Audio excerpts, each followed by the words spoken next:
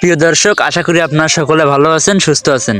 তো আজকে আমি যে বিষয়টি নিয়ে কথা বলবো, যে সময় সময় কিন্তু ভাই কারোর জন্য অপেক্ষা করে না। নদীর স্রোত আর সময় অনেকটাই মূল্যবান। তাই এই সময়কে নিয়ে আমি আজকে কিছু কথা বলবো। যদি আপনার পর্যাপ্ত সময় থাকে, ভিডিওটা শেষ পর্যন্ত দেখবেন। আমাদের সময় চলে যায় কিন্তু আমরা বুঝি না আজও সময়টা কি কাজে লাগছে। সময়ের মূল্য আমরা তখনই বুঝি যখন সেটা হারিয়ে যায়। যেমন ছোটবেলায় ভাবতাম এই পড়াশোনা শেষ হলে মজা করব। আজ আমরা বড় হয়েছি, এখন ভাবি বড় হতে গিয়ে অনেক কিছু মিস করে ফেলেছি। তাহলে বুঝলেন তো, সময়ের সেরা সময়টা বুঝতেই পারি না। সময় এই ছোট্ট শব্দটার মধ্যে লুকিয়ে আছে আমাদের জীবনের সবচেয়ে বড় সত্য। ঘড়ির কাঁটা যেমন এক মুহূর্ত থামে না, তেমনি আমাদের জীবনও থেমে থাকে না। কিন্তু প্রশ্ন হলো, আমরা কি সত্যি সময়কে বুঝতে পারি? আমরা কি জানি যে সময়টা আজকে আমাদের হাতে আছে তার কাল থাকবে না? আমরা সবাই ব্যস্ত, কেউ ফোনে, কেউ অলসতায়, আবার কেউ শুধু ভাবনায়। অথচ সময় চলে যাচ্ছে একদম নিঃশব্দে, ধীরে ধীরে, ঠিক যেমন করে একটি ছোট্ট শিশু যুবক থেকে বুড়ো হয়ে যায়।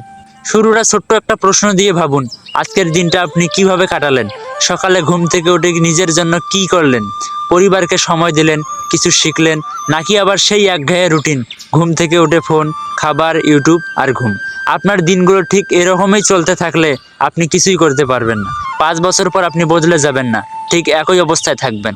পরিবর্তন আসে প্রতিদিনের অভ্যাস থেকে, আর সময় চলে গেলে সেটার মূল্য থাকে না। সময় কখনো কারোর জন্য দাঁড়ায় না। একটা সময় ছিল যখন আপনি হয়তো স্কুলে পড়তেন, তখন ক্লাসে বসে ভাবতেন, আহারে কবে যে বড় হব।